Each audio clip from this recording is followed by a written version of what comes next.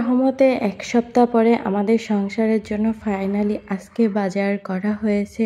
আর আজকে হচ্ছে আমি নতুন একটু রেসিপি ট্রাই করছিলাম, যেমন বাসি ভাত দিয়ে কিভাবে হচ্ছে ভাত ভাজি করা যায়। তো আমি একটু অন্যরকমভাবে ট্রাই করছিলাম। আর আজকে সারাদিন আমি খাওয়ার উপরেই ছিলাম।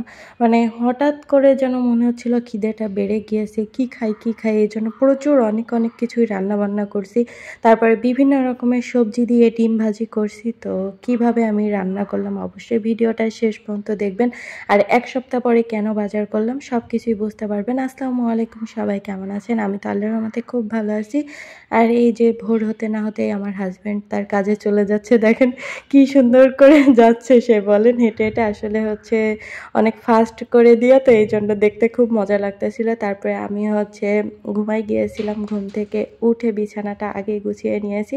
আর এখানে হচ্ছে এই যে আমার ক্রিম, কারণ আমি ক্রিম সবসময় আমার সাথেই রেখে দিই, মানে বিছানার এখানেই রাখি। আসলে বিছানার কাছে রাখলে হয় কি, দেখা যাচ্ছে ফোন চালাতে মেখে নিলাম, না হলে আর মাখা হয় না যদি হচ্ছে অন্য জায়গায় থাকে। তাই তো আমি সবসময় বিছানার এখানে রেখে দিই।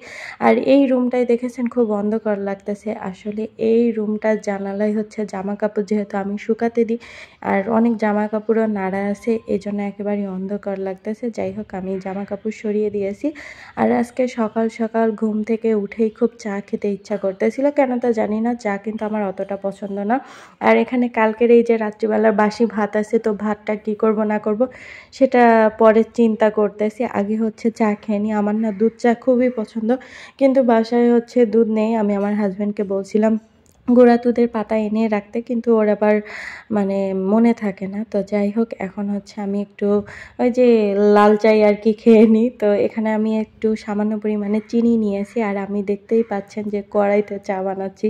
কে আমার মতন এরকম উদ্ভট কাজ করে থাকেন আমাকে কমেন্ট করে জানাবেন। আমি এরকম উদ্ভট কাজ প্রচুর পরিমাণে করে থাকি। আসলে আমি যেরকম সেরকমই আপনাদের সাথে শেয়ার করতে চাই। আর আগে জানেন চায়ে আমি প্রচুর পরিমাণে চিনি খেতাম, কিন্তু এখন চিনিটা বাদ দিয়ে দিয়েছি। এখন সামান্য পরিমাণের চিনি খাই। তো এখানে আমি চা নিয়ে চলে আসছি, আর প্যাটিস দিয়ে ডুবিয়ে আমি চা খেয়েছি। তো খাওয়া দাওয়া শেষ, এখন এই ভাতের ব্যবস্থাটা করে তারপরে আর কি ঘরবাড়ি ঝাড়ু দিয়ে নিব। তো ভাবলাম যে আগে মানে কাজই করে নিই, ভাতের কাজটাই আগে কমপ্লিট করে নিই। তো ভাবলাম যে ভাতটা ভাজি করি।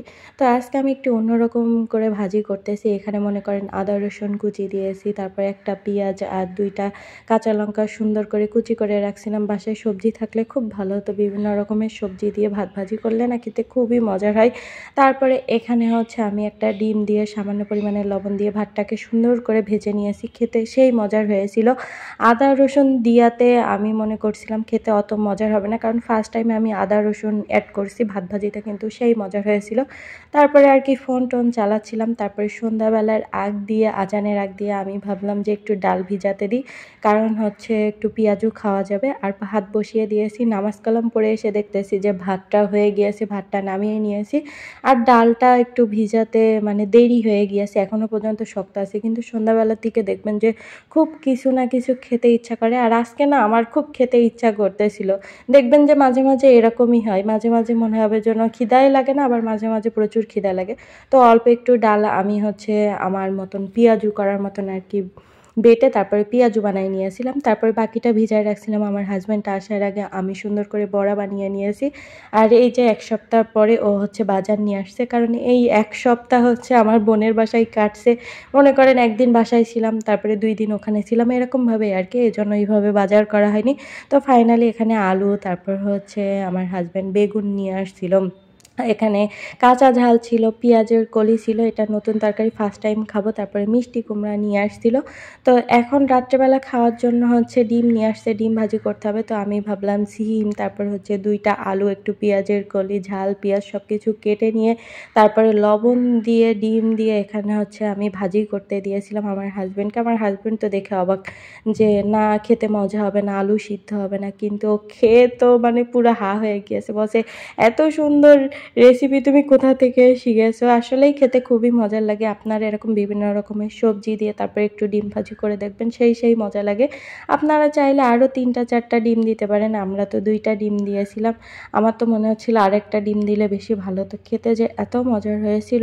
তারপরে ও আমাকে বলতেছিল যে হচ্ছে আলু মনে হয় কাঁচা থাকবে। তো আমি বলতেছি যে না, পরে খাওয়ার সময় বলতেছে যে না, আসলেই আলুটাও পারফেক্টভাবে সবকিছু সিদ্ধ হয়ে গিয়েছে। আসলে যখন ডিমটা ভাজি করবেন চুলার আঁচটা লোতে রেখে তারপরে ভাজি করবেন, তাহলেই সব কিছুই হচ্ছে একেবারেই খুব ভালোভাবে সিদ্ধ হয়ে যাবে। আর খেতে এত মজা হয়েছিল, সেই মজা হয়েছিল। তো খাওয়া দাওয়া শেষ। এখন সবজি-টবজি হচ্ছে সব কিছু বাইরে বের করে নিয়েছি। তারপর আমার হাজব্যান্ড রুটি নিয়ে আসছিল। সেই রুটিগুলো এখন কৌটায় রেখে দেওয়া হচ্ছে ওই যে পিঁপড়ার জন্য। তো এভাবেই হচ্ছে আমাদের সারা দিনটা কাটছে। আমরা খুবই মজা করি দিন শেষে।